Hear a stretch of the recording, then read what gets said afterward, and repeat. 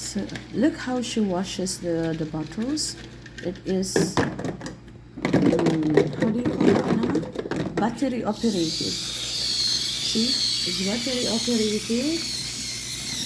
And halay mo, maging ano yan, project ng mga bata na solar. Rechargeable man. Yeah, rechargeable. So instead of charging it, they're gonna use solar. Ganun ang ginagawa nila sa yung mga electrical engineering projects. So they can have an idea that even for babies, look, engineering students, you can also do one like this, and it is like there's a chip here siguro na pwede siya na magkuha ng energy niya from light or from solar. Ganun. Meron lahat ng mga projects nila eh. Sustainable development projects. So it's not only sa mga farm machineries. Yun ang concentration nila. Farm machineries like thresher, gumawa sila ng solar.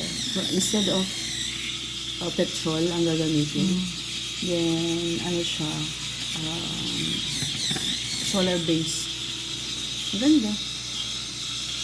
And ginamit nila actually pinakita nila yung thresher na battery siya, pero yung battery na to-charge siya through solar. Ganyan. Sa init ba naman sa Tubiga raw, they have to use the solar panels sa Tubiga. Yeah. Hindi ang sinasabi ni Ayan, Mami, coveran niyo itong terrace ng solar. It's a good idea. I mean, mahal lang ang installation pero worth it in the end kasi Yeah, exactly. mahal ang Tingnan ko kung ano. Kahit sa isang aircon lang. invest na sa installation and then Yeah, di ba? Pang aircon sa baba. problem sa Kuryente, oo. Yun lang, kung gloomy ang panahon, you don't get. Sa bagay, hindi mo naman kailangan. Hindi naman tayo everyday na. It's proportional naman. Pag mainit, kailangan mo ng aircon. Di ba? Yeah. So it gets from there. So sabihin ko kung magkano. Papaano natin. Instead of bibili ng isang aircon na yung floor worth 100 plus thousand, what do you think? Solar panel. Exactly. Ano siya? Yeah, tama. Mahal ang installation. Oh, Han, if you are watching this video, then why not? Maybe you can consider that as one of your project. Mahal ang installation pero in the long run. Oo, Makasipag sa kuryente. tama. Kasi yung Magkano yung kuryente? Like 5,000, 6,000 naman? 6,000 ka mo na lang maximum. Diba? In 10 months, that's 60,000. In 12 months, is 72,000. A lot of money. Tama. Ayun, Sa Tubiga pa naman all year round na mainit, oo. Let's make use of that.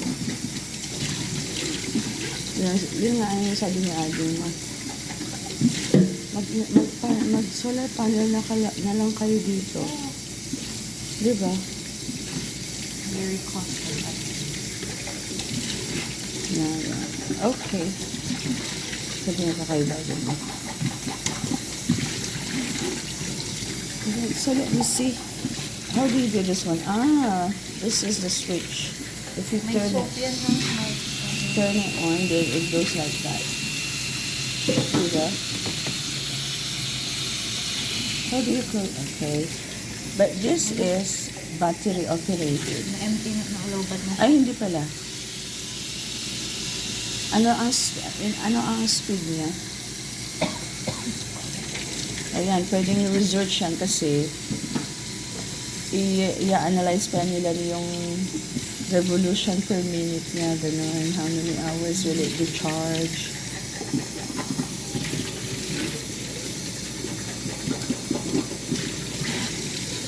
Okay.